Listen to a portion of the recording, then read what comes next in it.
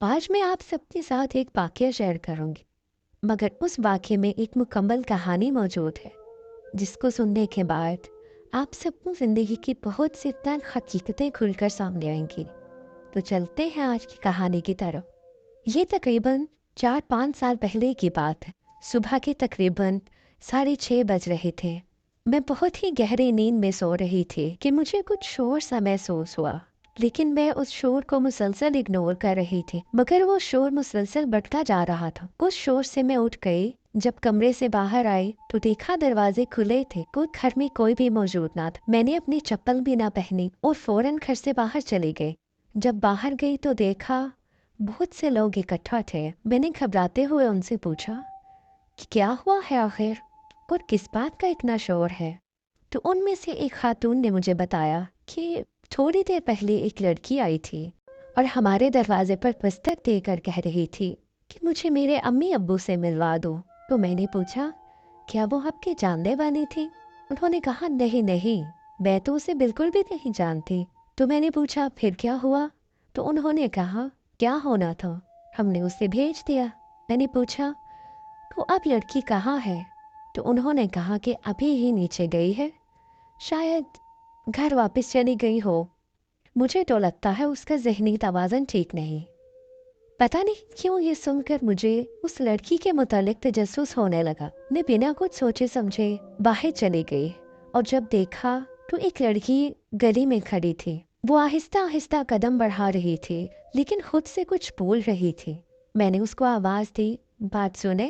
उसने मुड़कर देखा तो वो एक साफ सुथरी हालत में अच्छे खानदान की लड़की लग रही थी। उसका लिबास बिल्कुल बापर्दा था, मगर उसके पाँव में जूता ना था। और अजीब बात ये थी कि उसके हाथ में एक बड़ा चम्मच था। उसकी इस हालत को देखकर मैंने ये अंदाजा लगाया कि ये कहीं से भाग कर आई है और शायद अपने दिफा के लिए इसने ऐसा किया हो।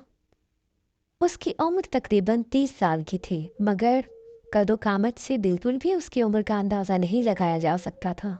वो देखने में बिल्कुल 22-23 साल की लड़की लगती थी। मेरे सवाल पर उसने मुड़कर जवाब दिया, जी। मैंने कहा, आपको किससे मिलना है और आप कहाँ जा रही हैं? उसने कहा कि मुझे मेरे अम्मी अब्बू से मिलना है, लेकिन वो मुझे मिलने नहीं दे रहे, तो मैं उन्हें कहीं और ढूंढने जा रही हूँ। वो बहुत डरी और सहमी हुई लग रही थी। मैंने उससे उसका नाम पूछा, उसका पता पूछा और उसके अम्मी अब्बू का नाम पूछा, लेकिन वो मुसलसल एक ही बात कह रही थी कि वो यहीं पर रहते हैं और मुझे उनसे मिलवा दो।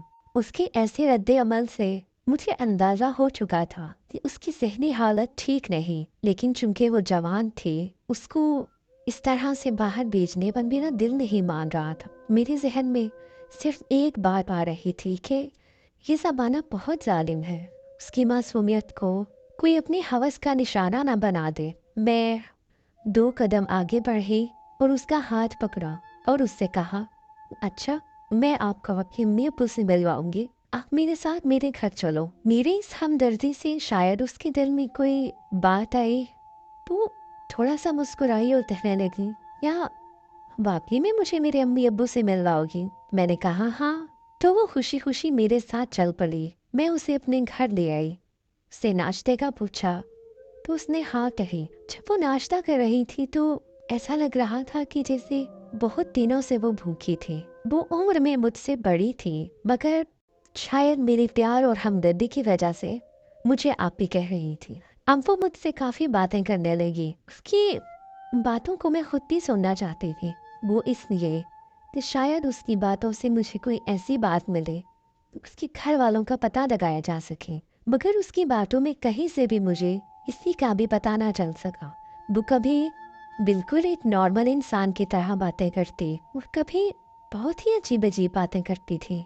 मुझे कहने लगी, आप भी मुझे मेरे घर नहीं जाना, आप मुझे अपने पास रख लो, मैं आपके साथ ही रहूंगी। मैंने हाँ में सर हिलाया। कुछ ही देर में हमारे मोहल्ले के कुछ लोग हमारे घर आ गए और कहने लगे कि ये तुमने क्या किया? एक अनजान लड़की को अपने घर में ले आई हो, तुम्हें क्या पता ये कौन है, कहाँ से आई है? कहीं कल को कोई हमें नुकसान न पहुंचा दे। हमारी बात मानो तो पुलिस में रिपोर्ट करवा देते हैं। पुलिस खुद अता पता करवाती रहेगी ये कौन है। पुलिस का नाम सुनकर वो